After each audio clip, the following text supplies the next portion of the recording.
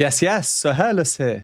I recently put out a poll asking everyone which Dimash song they'd like to see next from me, considering that this video will be my last Dimash video before I see him live for the second time. There was a surprisingly strong response for War and Peace, so that's what we'll be watching today. Comments have let me know that this is Dimash's own song composed in 2017 and the lyrics are in Chinese. They are on the screen now. Deep lyrics, meaningful lyrics, emotional lyrics. How will these lyrics be treated? I mean, it's Dimash. Literally anything could happen here. This live performance is from his 2021 digital concert, the very same concert that had the performance of SOS. That was my first ever experience of Dimash nearly 2 years ago.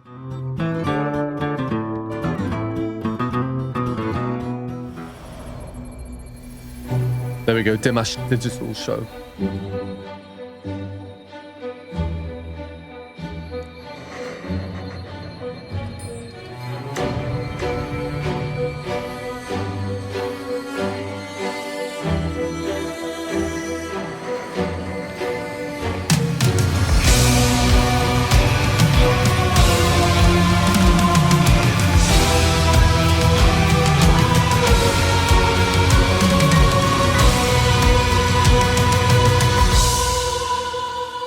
Major resolution just before he starts.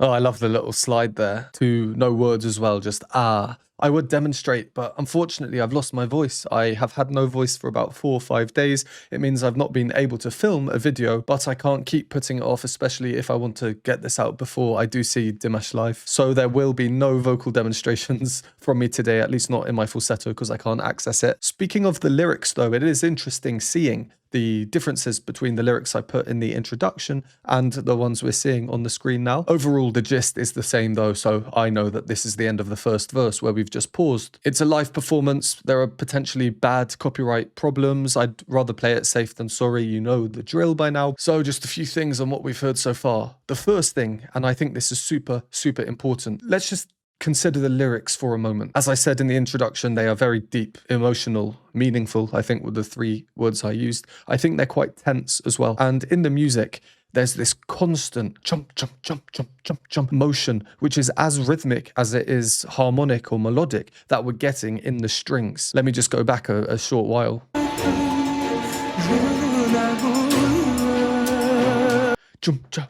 And how does the song start? So we're hearing, and this is the key by the way, B minor. So the bass, then it moves down, then it moves down again, causing dissonance now, and then it moves up, but we still hear, and then finally the right hand resolves.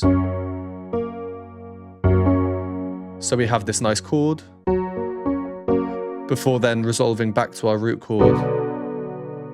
So just by doing that little thing, strings, cha, cha, cha, cha, all the way through, never moving as the bass part does move, it gives us dissonance and then resolution, so nicer sounding harmony, if you will. But it's not too dissonant so as to make us wince. You know, it's nice, it's nice. It has this energy lying underneath.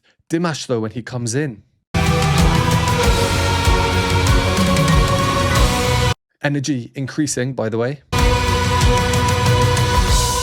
And now we have a major resolution. As I said before, the key is B minor, but that's major.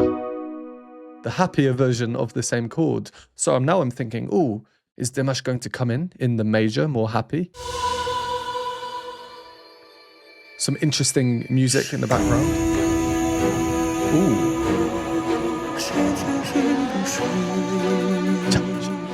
Soft Dimash. We all know I love Dimash's soft voice. Interesting harmony changes.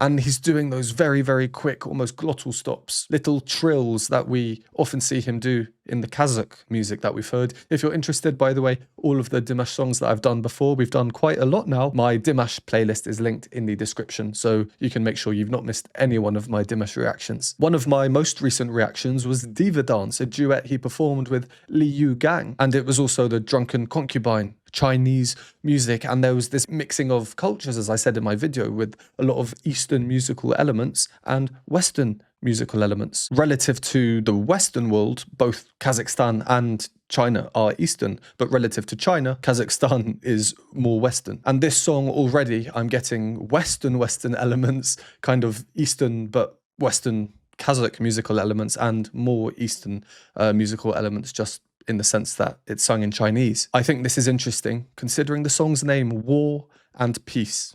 What a great song to be bringing musical elements and cultures together.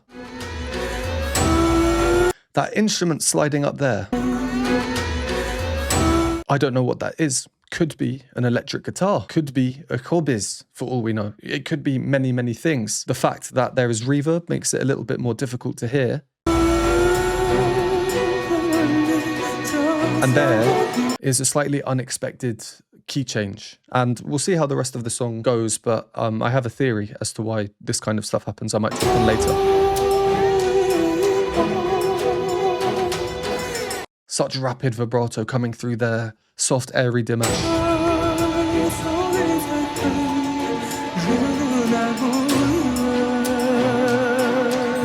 Slight crescendo. The drop in the bass there.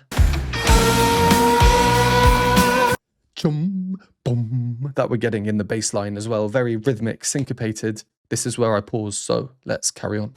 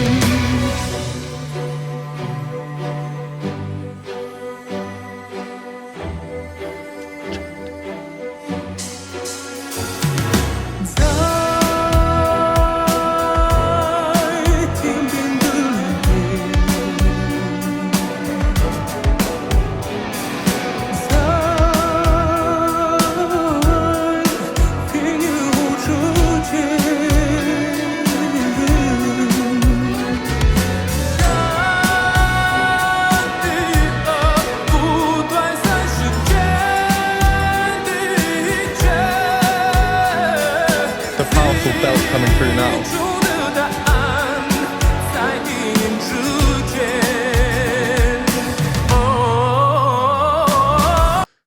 Are we going to get another slide up?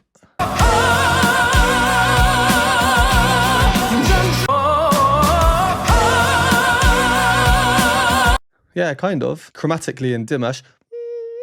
But I love how we're hearing this, the middle note. That's repeated in both chords. So Dimash, the bass, and then the middle note. So together. Simple classic cadence, but not really where you'd expect it. And I pointed out Dimash's powerful belt coming through because I was thinking prior to that.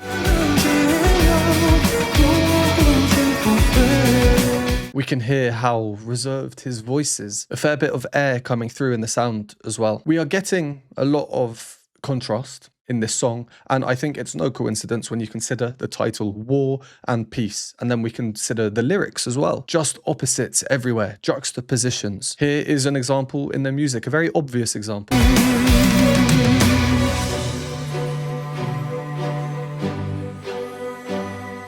So many differences that we can think of. I'm not going to list them all. Singing before, no singing now. Long sustained cello notes before being prominent, not prominent before. No, percussion before, no percussion now. Electric guitar before, no electric guitar now. You know, the list goes on and on and on. Naturally, it makes these really distinct sections in the music, and there's always a danger or a risk that sectionizing a song can make it feel a bit compartmentalized or unnatural. But I think Dimash has done a great job here in making it seem very natural, almost conflicted in a way, which the song is about.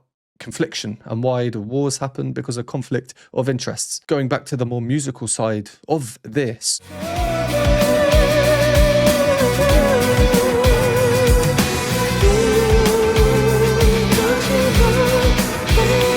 So many layers that we can hear. The electric guitar is a great layer in there. In the middle, again, just giving this kind of rhythmic urgency, but also playing chords, which, you know, harmony. Complete difference to the other sounds that we're hearing in the more classical or traditional instruments in the strings. It's a great mix as well of old versus new, at least in the instruments. We do have technology being used as well. Dimash is singing his melody very, very high up,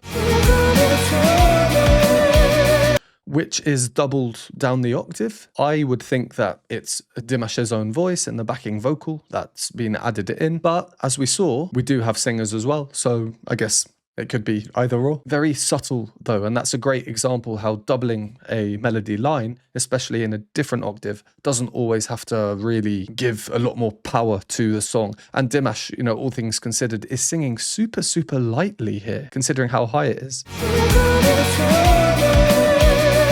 That's up here, and there is the typical top note of a chorister.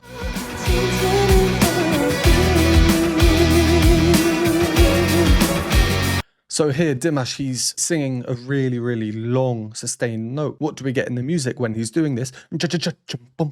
This new idea in the violin, which will then revert, I guess, or mutate back into the idea that is so prevalent in this song. This again is one of those songs that's a little tricky for me because there's just so much going on in the music. Definitely not your typical pop song. I don't think really any of Dimash's music is, at least not from what I've seen, but there are certainly pop-y elements in there. Let's carry on for the rest. Where did we get to? If you enjoy these videos or find them helpful, please consider supporting me. Patreon has a bunch of exclusive benefits, behind the scenes videos, additional reaction content, Q&A videos, and more. For a one-time donation, you can donate me a hot chocolate at the Buy Me a Coffee link, or become a YouTube member for these groovy emojis and membership badges. And a huge thank you to these lovely people on the screen now.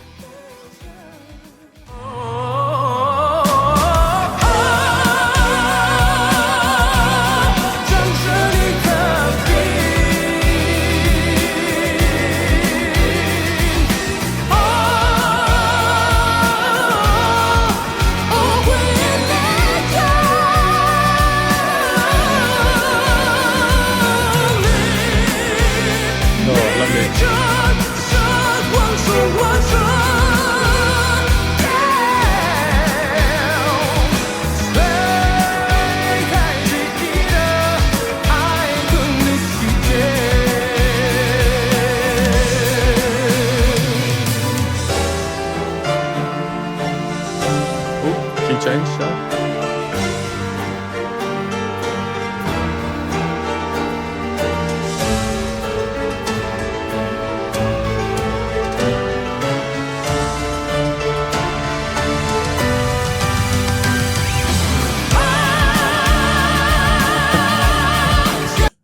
I was wondering which key we'd end up in. We had the key change, obviously. Then just before Dimash came in, it was starting to maybe change again. You know? And then it's that same idea as before where you have one part staying the same, the bass falling, another part rising chromatically. Dimash does not do the chromatic rise this time. He just comes in straight on. I really wish I just had my voice back so I could just sing one note. That's all, just one. Anyway, this key change that we've just heard is interesting, especially how maybe you felt differently, but as a listener, I did not have high conviction in the key that we would be moving to. It's not uncommon, for example, to up a semitone, and then maybe again, as songs progress, I think we've seen these little key changes more often than not, but they've moved to now here. And those two keys, generally speaking, have a tertiary relationship. They're not strongly related. They are kind of, but we have to change one of the notes, and I won't bore you with that stuff. So these harmonic movements, these chord changes, these chord progressions that are a little bit unconventional, from my experience with Dimash's music and his performances, I know he can often have a say in the arrangements and everything, even when he's not composed the song. I think Dimash likes to do that. And who else does? Igor Krutoy. I was going to say, actually, that perhaps this is an influence of Igor Krutoy's music. But if this was written in 2017, I believe that Dimash had not even met Igor yet. But thinking a little bit further, I know that Igor and Lara Fabian had worked together quite a lot already. Dimash, being a big fan of Lara Fabian, I'm sure was very familiar with their music, or Igor's music especially. So I think that there is perhaps some influence in there somewhere. Both Igor and Lara and Dimash's music, I guess, are all, well, again, I'm going to say they're not your typical standard pop music, are they? They all have their nuances and certain complications when it comes to the music. And yeah, I can see similarities for sure. All right, we have our key change. Dimash is full on, you know, belting in that blended voice, so much power. Flames even on the screen. Ooh, it's getting hot in here. Let's carry on until the end. There's about 1 minute left.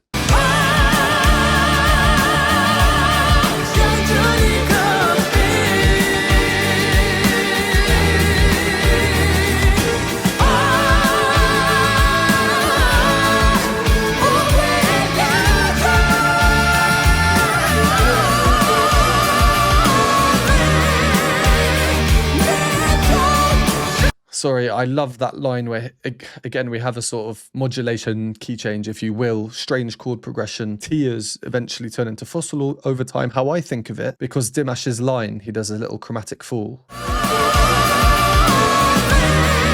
Chromatically, I imagine that as a tear falling down the face. I often associate music to pictures though, so maybe that's just me.